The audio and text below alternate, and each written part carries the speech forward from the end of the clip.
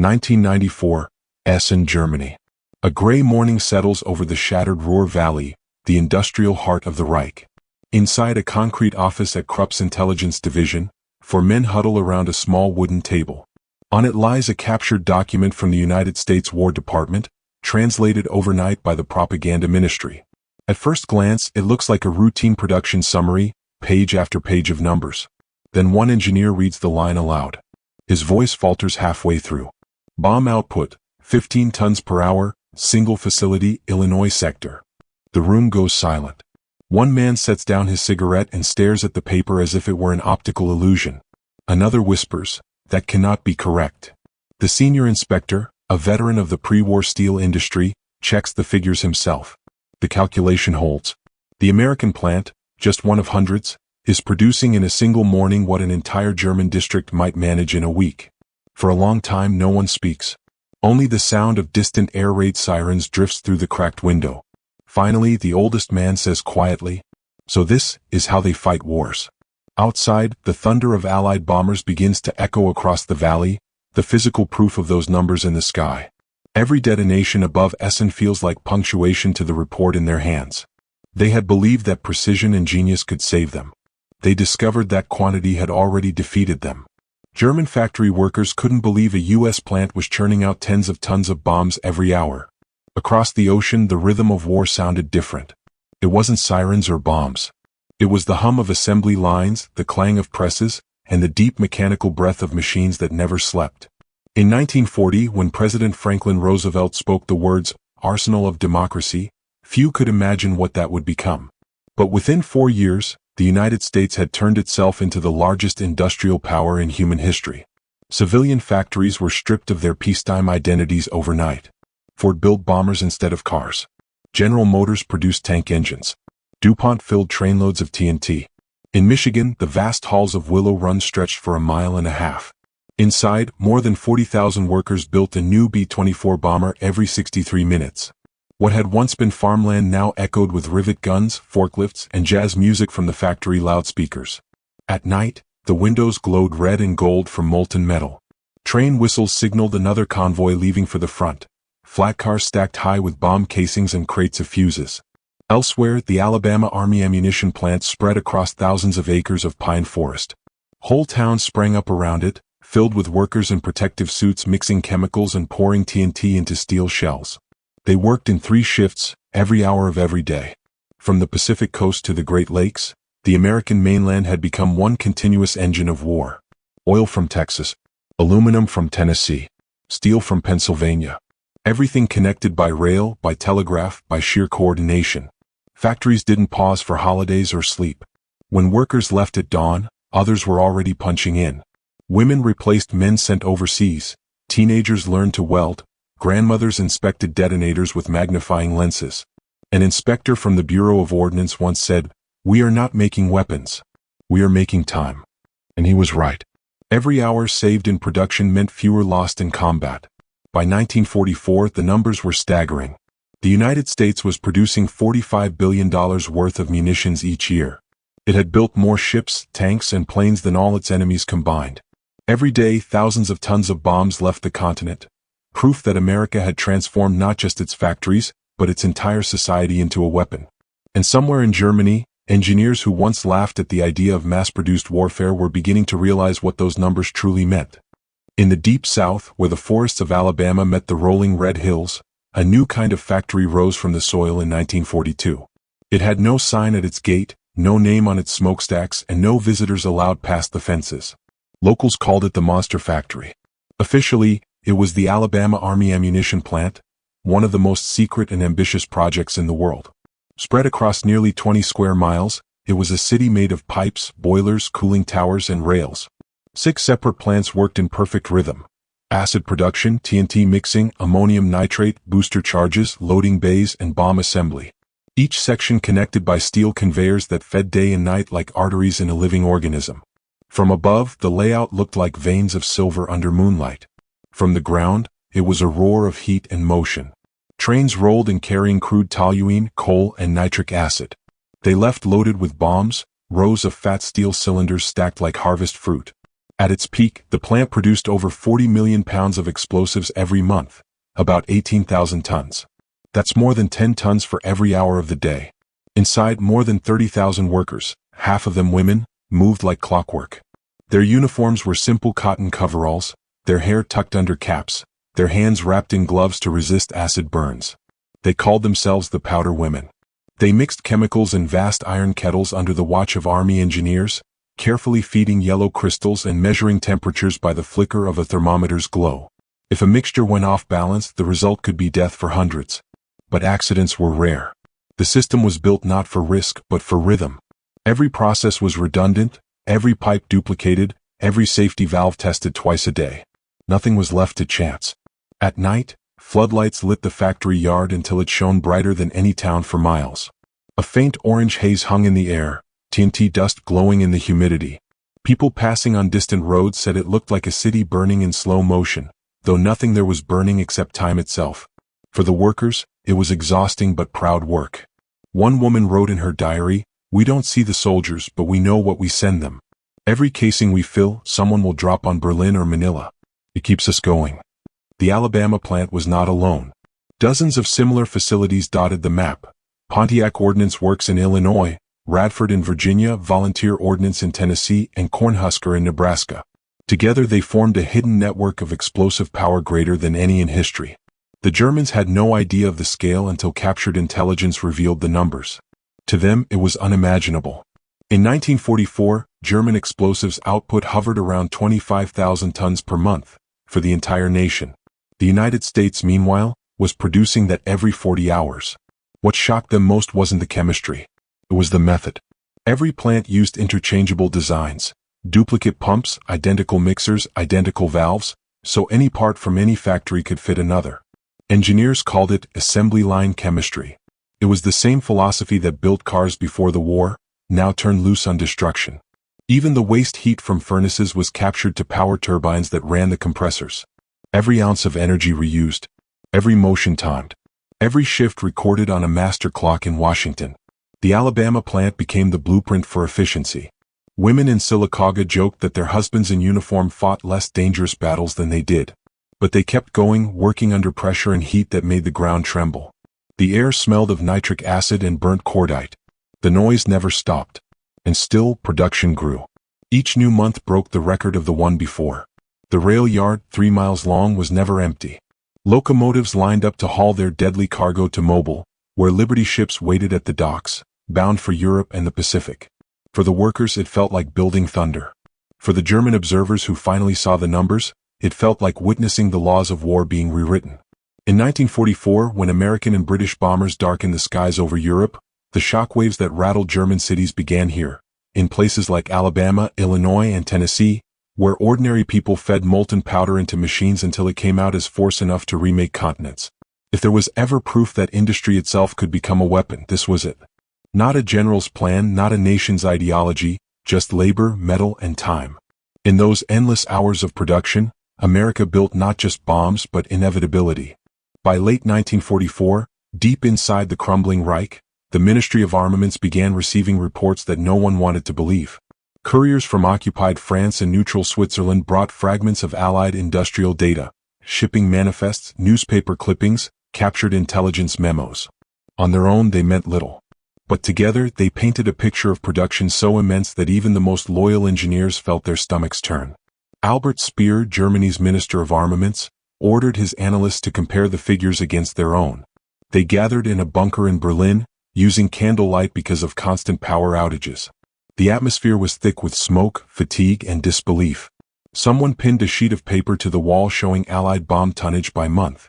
The numbers rose like a staircase. One factory in the United States, the report claimed, had produced more high-explosive bombs in a week than the entire Reich could manage in a month. Another line revealed that American plants built 3 times more aluminum per day than Germany could refine in a week. A young analyst, barely 23, did the math out loud. The room fell quiet as he read the final ratio, 20-1. They outproduce us 20-1. The silence that followed wasn't just disbelief, it was humiliation. The same nation that once prided itself on precision engineering was now discovering that it was being buried under the sheer weight of mass production. Speer later admitted in his memoirs that this was the moment he understood the war was lost. Not because of one battle or one weapon, but because the enemy had turned industry itself into a weapon. He wrote, "Our technical achievements were equal, but their numbers were monstrous. They had factories that were themselves an army." At the same time, Allied intelligence confirmed that Germany was desperate. Many plants were operating at a fraction of their capacity. Synthetic fuel plants in Luna and Politz were hit weekly by bombing raids. Rail lines were shredded, coal deliveries unpredictable, workers hungry. Meanwhile, American factories never stopped. Their lights burned through every night. When German industrial spies reported that a single U.S. plant could fill, test, and ship over 10,000 bomb casings in 24 hours, the report reached the Luftwaffe's technical division. The response scrawled in the margin said it all.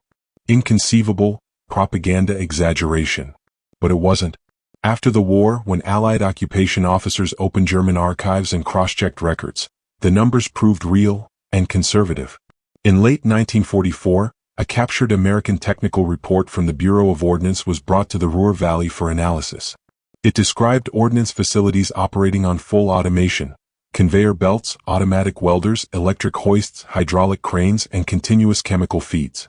One German engineer, reading through the document, murmured to his colleague, "They are no longer building weapons. They are building systems that build weapons." That sentence would echo through history. The data spread quietly among Germany's industrial circles, causing something close to despair. Foremen at Essen steel mills compared their output with American figures and realized the impossible. Their best furnaces, running at full speed, could produce 200 tons of quality steel a day. American open-hearth furnaces were pushing more than 1,000. Every night of bombing destroyed what they took months to rebuild. Every morning the Americans replaced what they lost overnight. Inside the ministry, engineers began whispering about the inevitable. One of them, Otto Gessner, later recalled, "We still built, but our hands felt heavier each day. It was like watching a dam crack, knowing the flood was already on its way." The collapse wasn't only physical, it was psychological. German engineers had once believed they were the best in the world. But faced with America's industrial machine, they realized that talent without resources was like genius without breath. Even Hitler's speeches about miracle weapons could not drown the truth that every factory worker in Germany now knew. For every hour they spent forging steel under Allied bombs, America had already replaced it tenfold in safety across an ocean. Somewhere in the blacked-out cities, by candlelight, factory workers whispered to each other, "They fight with numbers we can't even imagine." The fear was not of the enemy's bombs anymore. It was of the factories that made them. And for the first time, the myth of German industrial supremacy cracked. Not under attack, but under arithmetic. Across the ocean, the secret of American power wasn't hidden in any weapon or secret formula. It was in the system itself. Factories no longer worked alone, they were part of a vast synchronized network. Each plant, each worker, each bolt and bearing, timed like a heartbeat inside a body that spanned an entire continent. It wasn't luck, or even ingenuity. It was design. By 1943, the War Production Board had divided the country into industrial zones. Each region specialized, each supply chain tightly mapped. Raw materials from the mines of Montana and the oil fields of Texas moved through a choreography of trains and tankers to feed the factories of Detroit, Pittsburgh, and Chicago. The same steel that built skyscrapers before the war was now reborn as bomb casings, artillery barrels, and tank armor. Every ton of coal burned in Kentucky was tracked by card and schedule, its energy calculated down to the hour. Railroads became arteries carrying the blood of war. From those rails came endless lines of black tanker cars, yellow boxcars, and flatbeds stacked high with ordnance. Every wheel turn was part of a national equation, production without pause. Inside these plants, management had turned to a new science, industrial engineering. Motion studies timed each gesture, each movement, each assembly. If a worker took 3 steps instead of 2, the system adjusted the design. Efficiency was no longer advice, it was law. Ford and DuPont led the charge, transforming their factories into miracles of flow. DuPont's chemical engineers designed continuous nitration towers, pipes that ran day and night, producing streams of TNT without interruption. Ford's River Rouge complex had its own power plant, its own port, its own steelworks. Iron ore came in at one end, bombers and tanks rolled out the other. No single worker built a complete machine anymore. Each person mastered one task, one movement, done thousands of times with perfect consistency. The precision was staggering. A bomb fuse built in Kansas could fit perfectly into a casing made in Pennsylvania, and both would arrive on the same train in New Jersey for final assembly. To Germany, this kind of modularity was alien. Their war economy was still fragmented. Factories competing for parts, engineers designing unique models that couldn't be mass-produced. America had no such weakness. The U.S. didn't build weapons like art, it built them like arithmetic. A single Army Ordnance Report in 1944 described it plainly. Every worker performs one task. Every component fits another. Efficiency is our greatest weapon. Even the waste was planned. The heat from furnaces powered nearby generators. Scrap metal was recycled within hours. Water used to cool machinery was filtered, reheated, and sent back through the pipes. Nothing stopped moving. Nothing was wasted. And the coordination went far beyond the factory walls. University laboratories worked with industry, MIT, Caltech, and Purdue designing materials, new alloys, and stronger explosives. The U.S. Army and private companies shared patents freely, bound by a single mission, to make production faster. This was the true miracle, not the machines but the cooperation. More than 250,000 companies, from small tool shops to industrial giants, became one extended organism. It was capitalism reprogrammed for total war. The system ran with precision bordering on obsession.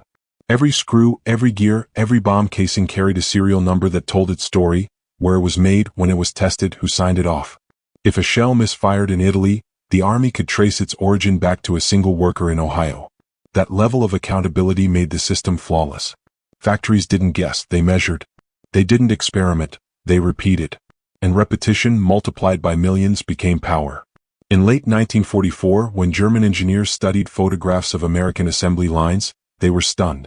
Entire factories ran on automation, mechanical conveyors replacing men, hydraulic presses operated by a single switch. In some plants, even the packing and shipping were done by machine. To a German observer raised on craftsmanship and pride in handwork, this was heresy. But to an American, it was progress. A post-war U.S. analyst put it best. Our victory began not with the soldier in the field, but with the worker on the line. While German industry fought to survive under bombing, rationing, and bureaucracy, the United States had already achieved something deeper, an economy that made war inevitable and victory routine. Factories no longer waited for orders. They anticipated them. Supplies moved before they were needed. Schedules adapted automatically. The result was not speed alone, it was predictability. A rhythm that no enemy could disrupt because it was too vast to stop. That rhythm, the pulse of 1940s America, was the real engine of war. It beat in the clatter of typewriters, in the whistle of trains, in the molten hiss of furnaces at midnight. And somewhere across the Atlantic, as German engineers compared their slow, fractured production charts to these impossible figures, they realized the truth. This wasn't just a nation fighting a war. It was an entire continent synchronized to destroy. Behind every roaring furnace and assembly line was a face, often young, sometimes tired, but always determined. The war machine of the United States was built not only by engines and steel, but by people. Millions of them. When the men went to fight, the women went to work. They filled the gaps without hesitation. Housewives became welders, secretaries became machinists, and farmers' daughters became chemical mixers in powder plants. Their hands learned the rhythm of industry faster than anyone imagined. At first, factory managers doubted they could handle the heat, the danger, or the precision. But within months, the myth collapsed. By 1943, women made up over a third of the entire American industrial workforce, more than 6 million of them. They were known simply as Rosies. At the Willow Run bomber plant, rows of women riveted the fuselage of a B-24 every 55 seconds. They learned to shape aluminum, calibrate instruments, and balance rotating assemblies with the accuracy of watchmakers. In the chemical lines of Alabama and Tennessee, they filled TNT shells under strict safety codes, faces hidden behind masks, eyes watering from fumes. Many of them had brothers or husbands fighting in Europe or the Pacific. To them, every shell filled was a promise sent across the sea. A worker named Helen Ramsey wrote in a letter to her cousin, "We work 12 hours a day and sleep in shifts, but every time I pour powder into a casing I think, maybe this one ends a battle sooner. Maybe one less telegram goes out to a mother." Her words became the quiet anthem of millions. At DuPont's ordnance plants, the workforce grew so vast that entire towns were built from nothing. Streets named after production lines: Nitro Avenue, Fuse Road, Detonator Lane. School teachers became clerks, farmers drove forklifts, and students tested circuit boards. The war blurred every social line. The rhythm was relentless. Shifts began before dawn and ended well past midnight. The whistle marked not just time but life itself. The roar of machinery replaced church bells. Factory floors became the new front lines. They worked through fatigue, through heat, through grief. When a telegram arrived announcing that a worker's husband had been killed overseas, she often returned to her post the next day. Not out of duty but out of defiance. There was pride in the monotony. Every repetitive motion meant progress. Every box shipped meant someone at the front might survive. The phrase, "production is victory," was more than propaganda. It was truth. And the miracle wasn't only speed. It was safety.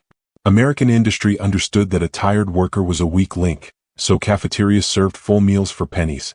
Cots were placed near the assembly lines for short naps. Even music was introduced to keep morale alive. At some plants, orchestras played swing tunes during lunch breaks. In others, company bands recorded morale songs broadcast across the loudspeakers. Outside the gates, life was just as transformed. Entire communities revolved around the rhythm of production. Trains arrived hourly, buses carried workers by the thousands, and streetlights stayed on all night. Stores never closed. Barber shops, laundries, even movie theaters ran around the clock to match the shifts of the factories. For many, this was the first time they'd ever felt part of something greater than themselves. A woman mixing acids in Tennessee might never have seen a battlefield, but she knew her work could end one. One plant supervisor put it best. They didn't wear uniforms, but they fought just the same. And when Germany's war ministry studied photos of these American workers, smiling through grime and exhaustion, they were baffled. Their own labor force was collapsing under forced conscription, shortages, and fear. But in the United States, the people seemed tireless. The German reports described it coldly. The enemy's labor system is not motivated by coercion but by faith in purpose. They were right. American workers weren't driven by orders. They were driven by belief. Belief that every rivet, every bullet, every bomb might bring their loved ones home sooner. By the end of 1944, the human engine of American production had reached its peak. 70 million civilians mobilized for war. Not soldiers but workers. Each one a cog in the grand machine of democracy turned into fire. In every crate of ammunition, in every polished bomber leaving a hangar, you could still see their fingerprints. The small, invisible signatures of a people who built victory 1 hour at a time. And somewhere in Germany, where factories were silent and the lights had gone out, those fingerprints were felt, not by touch but by impact. The miracle of America's production wasn't only speed, it was precision at a scale no one thought possible. To the German engineers who later examined captured U.S. factories, it felt less like manufacturing and more like orchestration, an entire nation running as one enormous, self-tuning machine. In the years before the war, the United States had already mastered something Europe still treated as novelty: interchangeable mass production. Henry Ford's assembly lines and Taylor's time-motion studies had already trained generations of engineers to think in systems, not parts. When war came, those systems simply changed targets. At the heart of this transformation was chemistry, the chemistry of explosives, the metallurgy of bomb casings, the physics of blast and precision timing. Every American factory became a laboratory. Every factory floor became a research site. At the Radford Army Ammunition Plant in Virginia, engineers replaced batch TNT mixing with a continuous flow nitration process. Instead of stopping to clean vats between batches, acids flowed through towers 20 feet high, reacting in steady streams. The result: a 70% increase in yield and round-the-clock operation. At Pontiac Ordnance Works in Illinois, new vacuum casting methods cooled molten explosives in seconds instead of hours. At Volunteer Ordnance in Tennessee, conveyor-fed drying tunnels used circulating hot air to process thousands of shells simultaneously. Every improvement came from the same idea: eliminate downtime, automate precision, and let machines do the dangerous work. Safety wasn't a luxury. It was design. Workers who once mixed powder by hand now used sealed systems with automatic feeds and pressure gauges. Even the slightest vibration could be measured, charted, and corrected. Engineers used stroboscopic cameras to track mechanical motion frame by frame. Every wasted second was redesigned out of existence. One DuPont supervisor explained the philosophy bluntly: "We no longer build to see if it works. We build knowing it will." But what truly stunned observers, both foreign and domestic, was the accuracy. In one plant, bomb fuses built by different contractors in different states were tested together. 99% matched within thousandths of an inch. No manual adjustments, no final fitting. they simply worked. That level of consistency was unheard of in 1940s engineering. And yet, America achieved it by rethinking how to build the builders. Machine tools, the lathes, mills, and presses that shaped every part, were treated as sacred assets. Companies like Pratt & Whitney and Bridgeport produced precision instruments capable of repeating identical cuts for months without deviation. The result was staggering. One factory could now replicate another exactly. Engineers didn't invent each new plant from scratch. They cloned them. Every switch, every pump, every rivet hole was identical, right down to the angle of the light fixtures. When German experts later inspected American production manuals, they realized these weren't blueprints. They were recipes. Each step timed, each ingredient measured. Repeatable. Transferable. Indestructible. And this was only the beginning. Automation was creeping in. In Pittsburgh, magnetic relays controlled conveyor belts, starting and stopping without human touch. In Michigan, hydraulic presses loaded bomb casings by the hundreds with minimal supervision. In New Jersey, chemical instruments automatically recorded pressure, temperature, and output on rolling paper charts that never stopped moving. It was the dawn of the information age hiding inside the smoke of industrial war. The machines were learning to watch themselves. Even the Germans, masters of technical innovation, had nothing like it. Their plants relied on skilled labor, their tolerances adjusted by experience, not systems. One Luftwaffe engineer who examined an American ordnance assembly line after the war said quietly, "They trusted their machines more than we trusted our men." He meant it as criticism, but it was also revelation. In the end, this was what made the American war engine unstoppable. Every improvement multiplied. Every factory copied the other's innovations within days. A small design tweak in Ohio could appear in California a week later. Blueprints were shared like news bulletins. Engineers joked that the real weapon of the war wasn't the bomb or the tank or the plane, it was standardization. Even the packaging was standardized.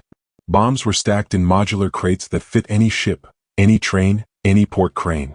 The same crate that left Chicago could be unloaded in Calcutta or Liverpool without a single adjustment. That kind of foresight went beyond engineering. It was vision. The vision that war wasn't a collection of inventions, but an ecosystem of production. By the end of 1944, the United States had not just outproduced its enemies, it had rewritten the laws of industrial efficiency. Factories had become algorithms. Workers had become data points in motion. And machines, humming endlessly under fluorescent light, had become the nation's pulse. It was power measured not in horsepower but in certainty. And somewhere in Germany, in bomb-shattered laboratories and dark offices, men like Albert Speer stared at photographs of these endless assembly lines and understood something dreadful. They weren't fighting against a country anymore. They were fighting against a process. One that could not tire, could not starve, and could not be bombed out of existence. It was engineering turned into inevitability. And it would bury them under the weight of its precision. Berlin, December 1944. Snow drifted across the shattered capital as Albert Speer walked through the half-lit corridors of the Reich Chancellery. The city that once glowed with torchlight now lay silent and dim, its streets dusted in ash and rubble. He had just come from the Armaments Ministry, another night reviewing reports that no longer made sense. Production graphs with plunging lines. Steel quotas missed. Rail networks cut off. Entire factories erased by Allied bombing. And on his desk lay a report captured from Switzerland, one that chilled him more than any air raid. It contained Allied industrial statistics from the War Production Board. Tables of output so enormous they looked fictional. Bombs, tanks, rifles, aircraft, all rising in perfect, unbroken curves. One line made him stop. Total Allied munitions output now exceeds Axis production by a ratio of 8-1. He did the math again. It wasn't possible, and yet it was. He had seen the photographs. Ford's River Rouge, DuPont's explosive towers, the Boeing plant at Seattle stretching farther than a city block. America was no longer producing machines. It was producing systems that built machines faster than they could be destroyed. Speer poured himself a drink and stared out at the night. In the distance, he could hear the dull rumble of trains. Not German trains carrying supplies, but Allied bombs landing near the railway yards. For months he had begged Hitler to let him centralize production, to move factories underground, to standardize designs. He had tried to copy the American model, interchangeable parts, mass-produced components, simplified tools. But it was too late. Germany's factories were scattered, redundant, and vulnerable. Each bomb that fell on Essen or Dresden destroyed not just buildings, but the fragile web of specialists holding the economy together. Speer knew it better than anyone. The war was over. The fighting would go on, but the outcome had already been sealed, not by armies but by assembly lines. He remembered visiting a steel plant in the Ruhr the previous winter. The workers were exhausted, the furnaces running on scrap fuel. He had asked a foreman how many tons they could still produce. The man, soot-streaked and hollow-eyed, had replied, "As much as we can before the lights go out." That was the truth of the German war effort. Men working in the dark, hoping their hands could outpace the collapse. Meanwhile, in America, the lights never went out.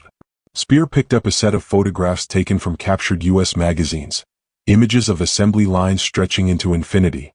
Smiling women riveting bomb casings. Men in clean overalls inspecting engines the size of cars. Rail lines loaded with trains, each one carrying enough explosives to flatten a city. He turned one photo over. On the back was a caption. Alabama Army Ammunition Plant, producing 15 tons of bombs every hour. He whispered the words again. 15 tons, every hour. It wasn't just production, it was momentum. He had once believed German engineering could overcome any enemy. The Messerschmitt, the Panther, the V2, each a triumph of design. But what he saw now wasn't a contest of machines, it was a contest of scale. He thought of something one of his engineers, Otto Gessner, had said months earlier. We can build brilliance, they build abundance. That was the truth that haunted him. Germany had produced masterpieces, elegant, precise, but fragile. America produced tools, simple, rugged, infinite. He set the photo down and wrote in his notebook. They have won because they industrialized faster than we militarized. We created weapons. They created the means to create without end. In that moment, he understood that no strategy, no wonder weapon, no fanatical resistance could bridge that gap. Even if Germany destroyed 10,000 American bombs, there would be 10,000 more waiting in line behind them. Speer's reports grew darker as winter deepened. He stopped promising miracles and began recording the collapse in cold, factual detail. Factories without coal. Rail lines without locomotives. Fields without fertilizer. Engineers working by candlelight, assembling engines with scavenged parts. The industrial heart of the Reich had bled dry. And across the ocean, the heartbeat of American industry thundered louder every month. That was when he wrote his private confession, words never meant for Hitler's ears. We have been defeated not by better men but by better machines. Not by courage but by capacity. The enemy's strength is not his soldiers, it is his system. Years later, at Nuremberg, when asked when he knew the war was lost, Speer didn't hesitate. When I saw the first reports of American bomb production, he said. From that moment, I knew the rest was only theater. The judges sat in silence. They didn't need to ask anything more. Because Speer had already told them everything. The truth that the war was never truly fought in the skies or on the ground, it was fought in the factories. And in that war, Germany never stood a chance. March 9, 1945, Tokyo. At precisely 10:30 p.m., air raid sirens howled across the city. People ran into shelters, clutching what few possessions they could carry. They had no idea that within 6 hours, most of their world would cease to exist. From the skies above the Pacific came the product of everything Colonel Kudo, Albert Speer, and the German engineers had feared, the full weight of American industry. It came not in theory or numbers now, but in flame. B-29 superfortresses, nearly 300 of them, stretched across the night sky like a metal horizon. Each aircraft carried 6 tons of incendiary bombs, magnesium, napalm, phosphorus, precision filled in those same Alabama and Tennessee factories that once hummed with workers and machines. The bomb bays opened. At first it looked like a rain of sparks, soft and distant. Then the wind caught it. The city erupted. Wooden houses, tatami mats, paper walls, all ignited in seconds. Streets turned into rivers of fire. The oxygen itself seemed to vanish as flames fed on the air. People fled toward canals, clutching children, gasping against the smoke. Within an hour, the temperature rose above 1,000 degrees Celsius. Asphalt bubbled. Tin roofs melted. Even the riverbanks caught fire. From 5,000 feet above, the American crews could see it all, the inferno stretching 20 miles across, a sea of red beneath their wings. The turbulence rocked their bombers like boats in a storm. One pilot, Lieutenant Robert Wolfe, later said, "We weren't flying over a city. We were flying over hell itself." When dawn came, Tokyo was gone. More than 100,000 civilians were dead. 1 million were homeless. 40 square kilometers of the capital had vanished in a single night. And the most chilling part? The Americans could do it again. And they would. From March to August 1945, B-29s rained destruction on 67 Japanese cities. Osaka, Nagoya, Yokohama, Kobe, each reduced to ash by firestorms planned, manufactured, and delivered with industrial precision. Every bomb dropped in Japan had passed through the hands of those same anonymous workers who filled the powder lines back in America. The same rhythm, the same flow, the same production chain. This was the end of the industrial equation. Not just power, but consequence. The devastation was so total that even Japan's war planners stopped speaking of strategy. They spoke instead of physics, of heat, air pressure, and combustion. There was no defense. German observers, still holding out in Berlin, received reports of the B-29 raids and understood instantly. This was the weapon they had feared most. Not the atomic bomb. Not radar. But scale. One of them, former Luftwaffe officer Hans Werner Lurk, wrote later in his diary. The B-29 was not an airplane. It was an industry in flight.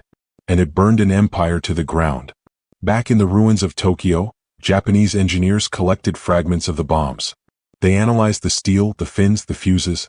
The markings were always the same, clear, uniform, standardized. The work of thousands of hands, none of whom would ever see what their labor had done. Colonel Kudo, now assigned to the Ministry of Supply, received a report on the aftermath. It listed the temperatures reached in certain districts, the spread rate of the fires, and the number of incendiaries recovered. He read the figures slowly, then set the paper down. This, he said, is the sound our factories failed to make. He was right. The roar that consumed Tokyo wasn't born in Japan. It had been forged years earlier in American furnaces, mixed in chemical towers loaded by factory girls, packed by men in overalls. It was not rage. It was process. For every city burned, another wave of supplies left the docks the next morning. The trains kept rolling, the foundries kept pouring, the conveyors kept turning. The rhythm that began in the heart of America did not stop until silence fell across two oceans. By the summer of 1945, there was nothing left for Japan to resist with. And still, the United States was preparing a new weapon, one whose birth was also industrial, built in the deserts of New Mexico, polished in machine shops, and assembled by the same endless system that had already made fire itself a product. The next explosions would not just burn cities. They would erase them. August 15, 1945. The war was over. In cities across the world, from New York to London, from Berlin's ruins to Tokyo's ashes, the same question hung in the air. How had it really been won? For the men who built the bombs and the women who packed the shells, victory didn't feel like triumph. It felt like exhaustion. The furnaces that once thundered night and day finally went cold. The assembly lines stopped. The endless trains of munitions came to a halt. Factories that had shaken the ground with their power stood silent, their windows open to the wind. Pigeons nested on rafters where engineers once walked. For the first time in years there was no timetable, no whistle, no sound except memory. But the lesson, the terrible, undeniable lesson, remained. Colonel Hajime Kudo wrote it plainly in his final report, smuggled through the ruins of Tokyo before his arrest. The war was not lost in the skies nor on the seas. It was lost in the factories, before the first bomb ever fell. He was right. Every shell that burst, every plane that flew, every ship that sailed carried the mark of a system that could not be matched. Not genius, not bravery, but process. The Americans had turned organization into a weapon that outlasted fatigue, outpaced destruction, and outthought chaos itself. In Germany, Albert Speer sat in his Nuremberg cell, reflecting on the same truth. When asked by the tribunal what had doomed them, he said quietly, "We underestimated the power of the assembly line. That line would outlive him." The factories that had produced destruction soon turned to building peace. Automobiles instead of tanks, refrigerators instead of bombs, homes instead of hangars. But the same systems remained. The same precision, the same rhythm, the same human drive to make more, faster, better. Historians would later call it the arsenal of democracy. But to those who lived through it, it was simpler than that. It was proof that a nation's greatest strength lies not in its weapons, but in its workers, and in the machines that amplify their hands. In the archives of the Alabama ammunition plant, one diary still survives. The words, written by an unknown worker at the end of the war, are faded but legible. "We built enough fire to end the world. I pray we never build it again." That was the true legacy of the factories, the knowledge that the same hands that forged destruction could also forge renewal. The machines had proved that mankind's reach was endless, and that the cost of that reach was measured in ash. As the smoke of war cleared, one truth became eternal. Wars are not won by armies alone. They are won by the rhythm of industry, by the silent determination of those who never see the front, and by the machines that never sleep. The hum of the assembly line, once the heartbeat of victory, became the echo of warning for generations to come. Because in the end, the lesson was never about bombs or planes or power. It was about what happens when a nation learns to make the impossible routine. They say wars are won by soldiers. But the truth? The war was won by machines, and by the people who made them run. If you believe the real battlefield was the factory floor, drop your thoughts below. Would Germany or Japan ever have stood a chance against that kind of power? Subscribe, because next time, we'll uncover another moment where industry itself changed destiny.